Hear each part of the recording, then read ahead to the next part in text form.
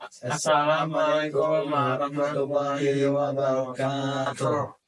Perkenalkan, nama saya Ahmad Hidayatullah dan di samping saya Muhammad Syakbal. Kami dari kelas 11 Paulina. IPA. Di sini kami akan mengulas ulang atau mengisahkan sejarah, yaitu pahlawan Tan Malaka.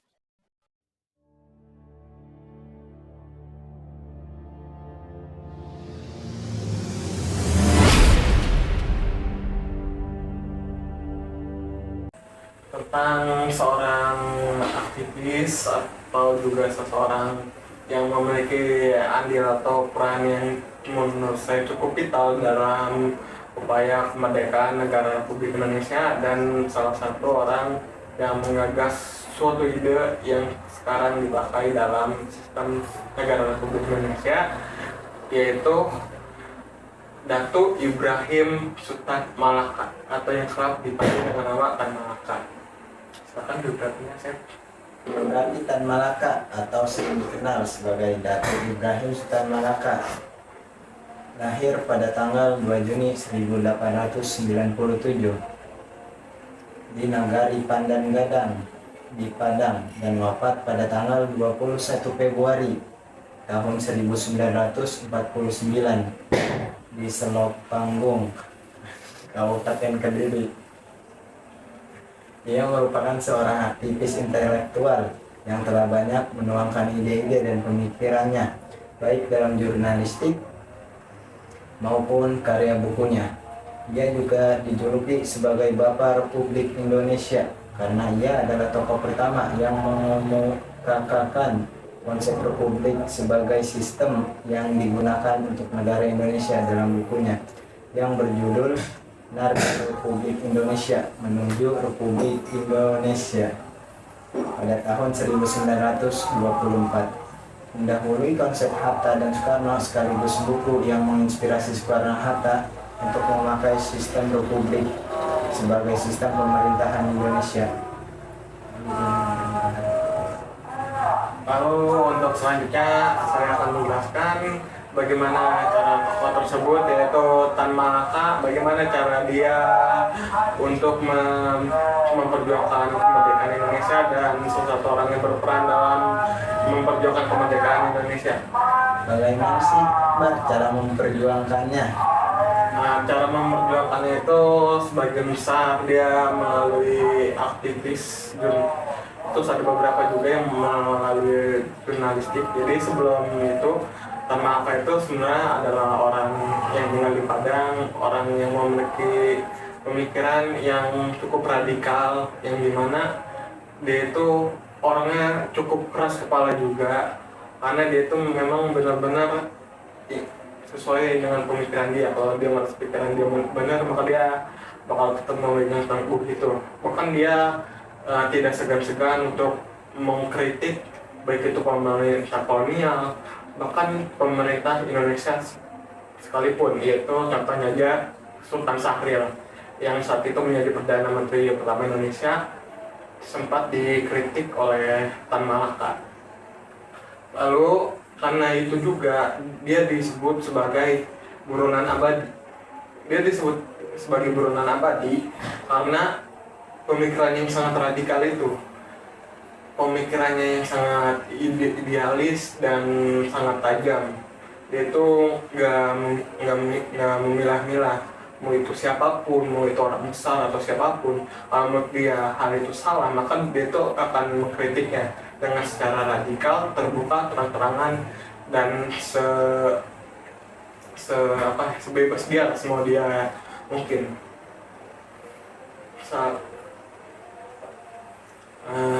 Jadi untuk pertama mungkin sedikit tentang pendidikannya. Dia itu adalah orang yang dibiayai oleh datu-datu atau tetua adat yang berada di tempat kelahirannya di Padang, karena dia itu berhasil menghatamkan Al-Quran. Jadi ia mendapatkan bantuan beasiswa, apresiasi juga. Jadi dia diberangkatkan dan disekolahkan di Belanda. Nah, saat dia di sekolah di Belanda itu, Tan Malaka mempelajari berbagai macam pemikiran-pemikiran. Salah satunya adalah Marxisme dan komunisme. Dan karena pemikiran Marxisme, komunisme, dan pemikiran ideologi kiri yang saat itu tahun 1914 sampai 1920 itu sebenarnya lagi sangat, kalau kata sekarang tuh booming di negara Eropa. Jadinya dia juga terbawa pemikirannya, akhir pemikirannya ini menjadi jauh radikal. Seperti yang kita tahu, landasan utama dari pemikiran kiri maupun sosialis, Marxisme atau komunisme itu adalah mendukung rakyat bawah untuk menjadi sejahtera dan juga menghapus kelas sosial, yang dimana saat itu di Indonesia juga adalah negara yang kondisinya kan saat terjajah, bahkan penduduknya itu sangat penderita.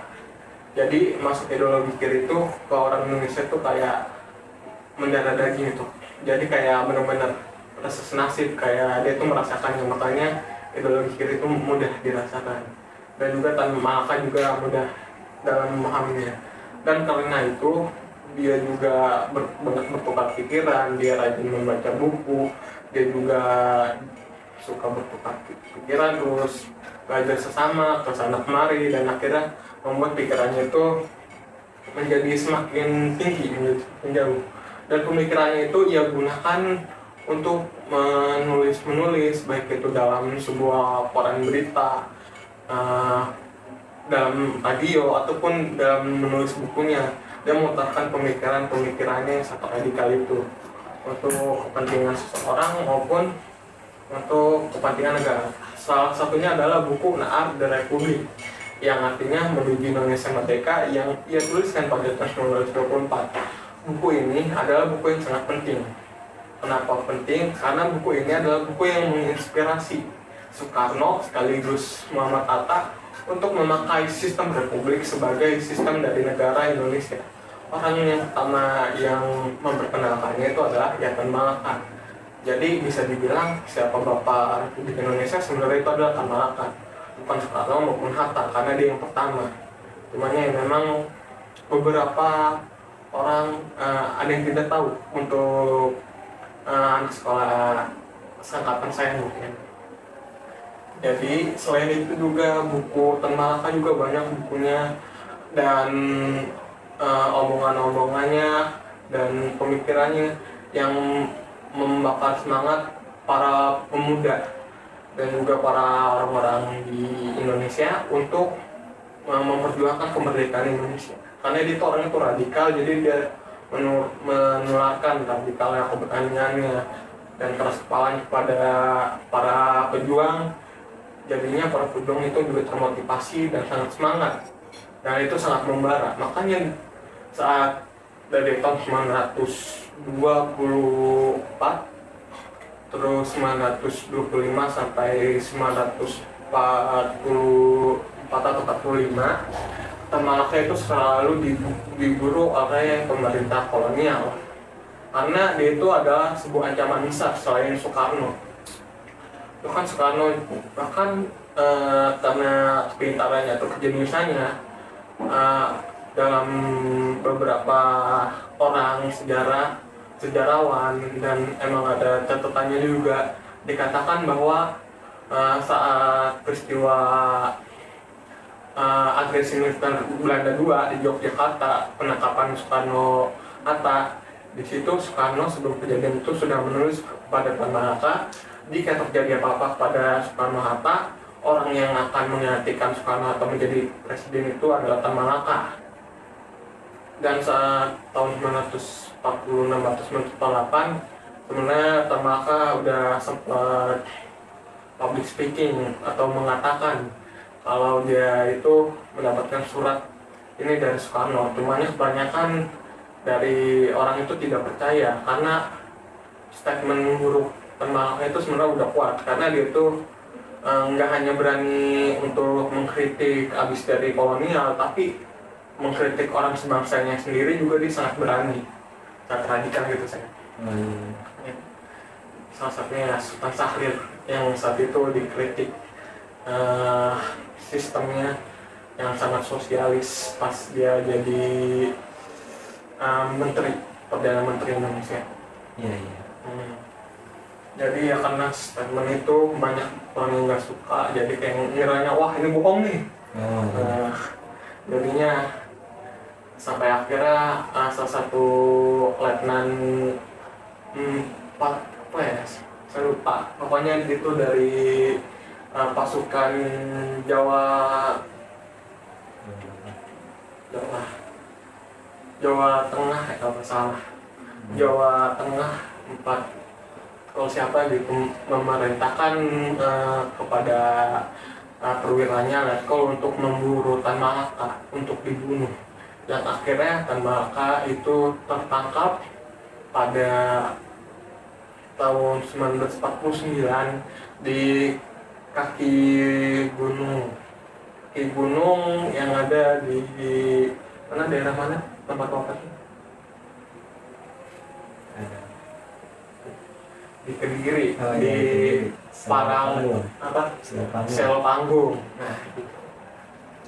Jadi kalau untuk menjawab pertanyaan sikapnya bagaimana cara dia memperjuangkannya, dia itu melalui pemikirannya, baik dengan menulis di buku, memberikan semangat seperti pidato, ataupun menulis di jurnal-jurnal seperti berita.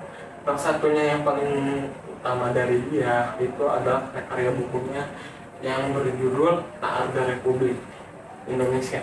Selain itu ada juga buku lain yang seperti Madilog yang ditulis pada tahun 1943. Ada juga bukunya yang berjudul Aksi Massa kalau tidak salah, dan masih banyak karya lainnya yang tidak bisa disebutkan. Jadi gitu. Berarti itu cara memperjuangkannya. Ya. Ya, itu cara memperjuangkan dia dengan cara seperti kebanyakan aktivis yaitu menuangkan pikirannya dalam sebuah jurnal atau buku. Ya, ya. Nah, jadi itu cara memperjuangkan kemerdekaannya. Lalu ada juga mengapa tokoh tersebut penting untuk dibahas. Kenapa tokoh ini penting untuk dibahas? Nah, iya, kenapa itu? Sebenarnya orang ini tuh walaupun kalau kata anak zaman sekarang tuh pinggir jurang. Nah, Itu sangat pinggir jurang. iya. Tapi sebenarnya orang ini kalau perlu diapresiasi karena dia itu orang yang sangat punya keberanian. Dia tuh juga orang yang sangat jujur pada dirinya, berpegang teguh pada prinsipnya, karena dia tuh berani mengutarakan apa yang menurut dia salah, walaupun itu ke istilahnya tuh ke satu kaumnya. Jadi di satu sisi juga kurang banyak orang yang mengetahui Tan Malaka ini sebenarnya, walaupun sampai sekarang sebenarnya Tan Malaka belum disebutkan sebagai satu pahlawan nasional Indonesia, tapi melihat jasa yang sangat besar bagi Indonesia, pemikirannya yang sangat sudah luas, bahkan sampai saat ini masih menginspirasi banyak orang, sudah seharusnya dia layak menjadi Disebut pahlawan. ya, disebut pahlawan.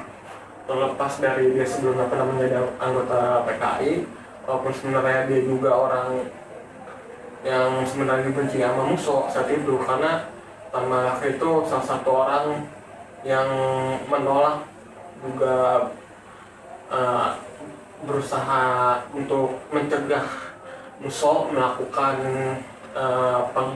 pengkhianatan atau pemberontakan PKI pertama pada tahun 1948. Terus juga ada pertanyaan tentang mengapa kalian pilih tokoh tersebut. Ya. Nah, jadi kita pilih tokoh tersebut karena pahlawan tersebut sering jujur ya, Pak ya. Terus ini Kalau kata anak zaman sekarang tuh underrated. apa tuh? Orang tokoh yang memiliki peran besar, yang Peran orang besar. hebat, Oh, iya. cumanya jarang dilirik oleh orang lain. Tokoh tersebut juga sering membaca ya, Pak ya. Nah itu patut Nulis, dicontoh. ya. Nah, ya patut kita contoh itu. dia juga bisa merevisi ya, menulis karangan bukunya sendiri untuk sendiri sama untuk orang-orang lain. Ya, dia juga orang yang kalau dia juga orang yang gampang menerima kritik di luar dari keras kepalanya. Dia juga Kalau mengkritik enggak bukan gitu. ya, Kan dia kan orangnya keras kepala, Nah, walaupun dia keras kepala, tapi dia juga kalau dikritik dan itu memang salah, dia akan mengakui kesalahannya. Jadi sebenarnya Tan Malaka untuk pemuda zaman sekarang, Tan Malaka dari sekian banyaknya tokoh, Tan Malaka juga adalah salah satu tokoh yang menurut saya pribadi patut dicontoh karena di keberaniannya, kegigihannya, kejujurannya, rajin membacanya.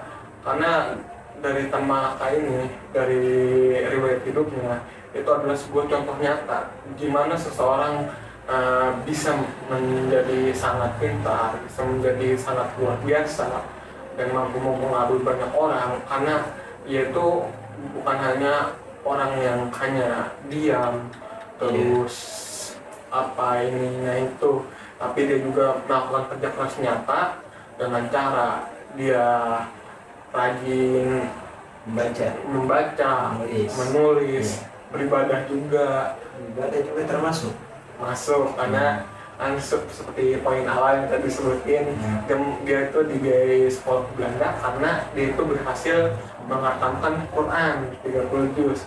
Dia dapat beasiswa untuk sekolah di Belanda karena sudah bisa membaca Al-Quran, menghafalkan Al-Quran juga.